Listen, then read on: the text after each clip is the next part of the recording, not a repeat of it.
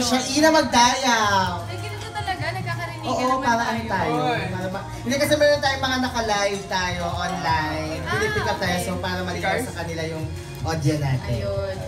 Maraming salamat for coming. Pasensya na mainit. Nandito tayo. So, yun. Sa mga nanonood online, maraming salamat sa patuloy ninyong pagsusuporta sa The Better Half. And we're now on our second season. I-claim natin yung season na.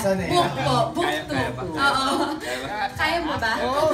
Kahit ilan pa yan. So, ayun. Kaya nagpapasalamat kami dahil napakainit ng pagtanggap nila from the very beginning. And marami na nangyayari pero hindi pa rin sila bumibitaw. Kaya maraming salamat po.